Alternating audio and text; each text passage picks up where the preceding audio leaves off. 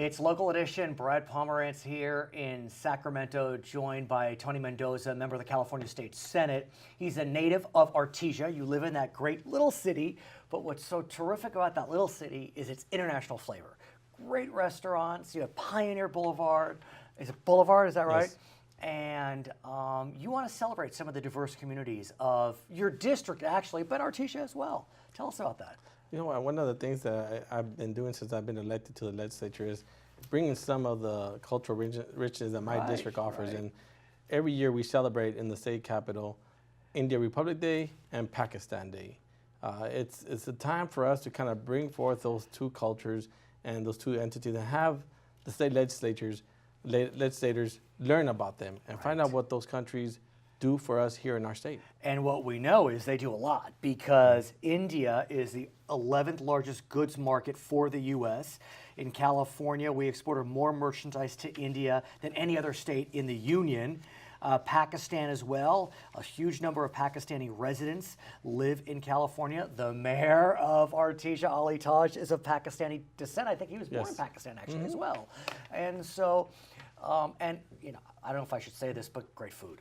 Yes. I love me my Indian Pakistani food, I admit it. And some great restaurants in Artesia and otherwise with Indian flavors. Yes, and there's a lot more than just Indian and Pakistani restaurants. That I know. But yes, they do offer a lot of that. And you get to see a lot of the shops too.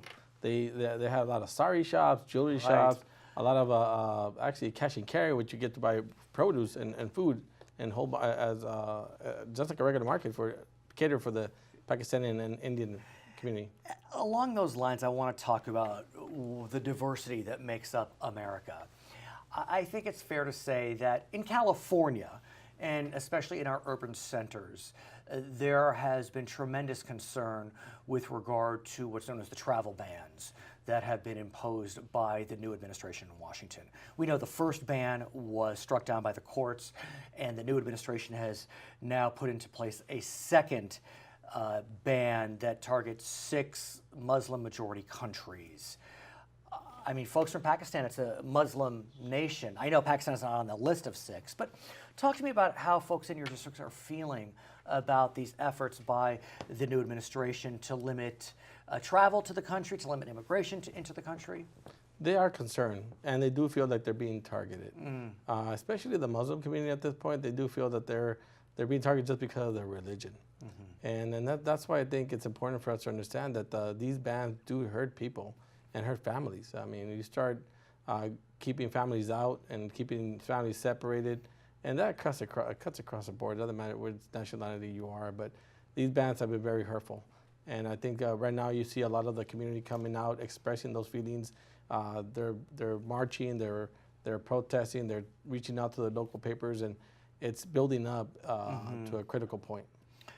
The challenge that faces California, as well as legislators like yourself, is immigration as a general proposition falls under federal powers. And when we do know the courts can step in, and they have stepped in, but what can Californians do, either private citizens, elected officials, if they're concerned about these travel bans? We know that there were a lot of protests at the airport, but what steps can they take, should you take?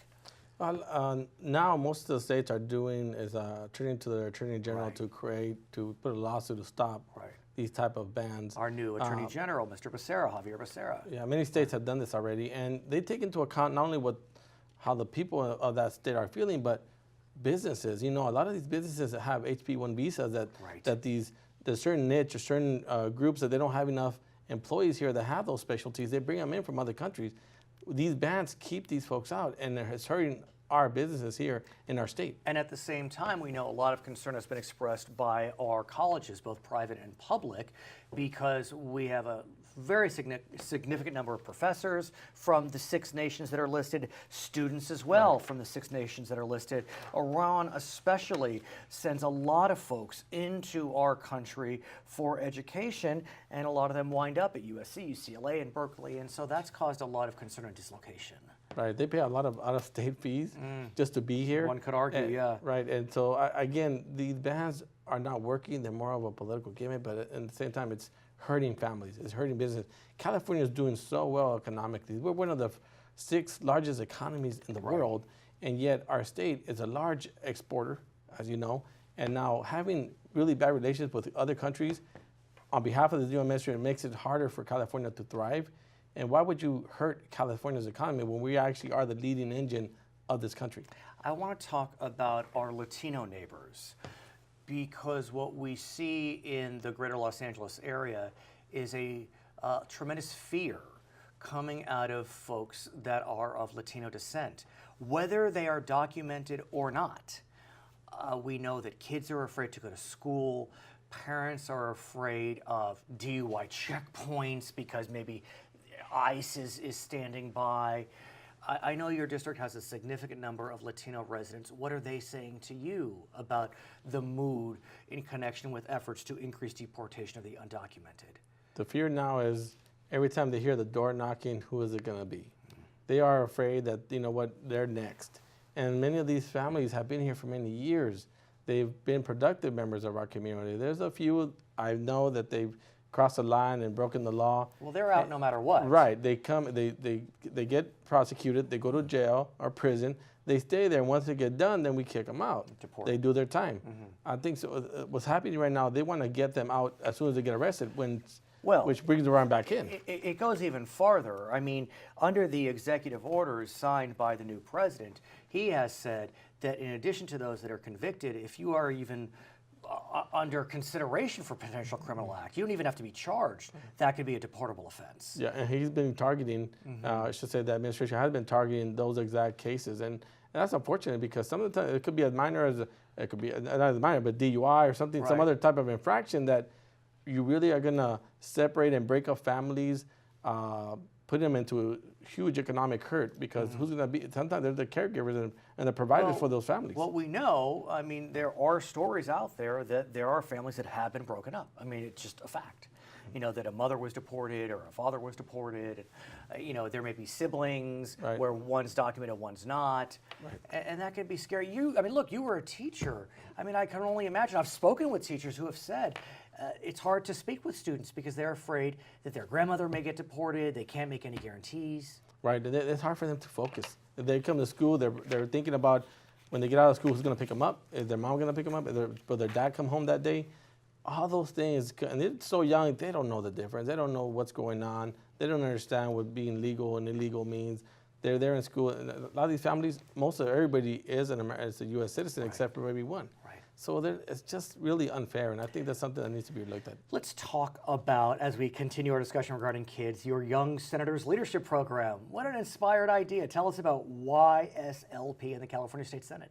Oh, this is an awesome program, and I want to invite you to come out when they get together, especially here in Sacramento. I would love that. So it's a 10-month program. Every month we talk about a different state issue. Just this past weekend we talked about healthcare, but we've done labor, we've done in Sacramento, in the district, both? It's all in the district for those 9 months, for those 10 months. And then in June, they come to Sacramento for 3 days. They meet lobbyists, they meet legislators here, and then we go bring them back. We do a graduation, and off to college they go. These are all high school seniors, present.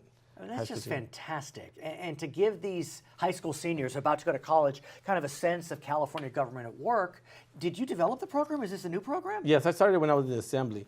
And I carried on, I created the curriculum to make sure it kind of fits the different categories that we want to cover, that we... Here in the state, we cover so many topics. Well, I'd love to meet some of the young senators. I hope so. His name is Tony Mendoza. He is a member of the California State Senate. My name is Brad Pomerance, coming to you from Sacramento on Local Edition. Great job. All right. Is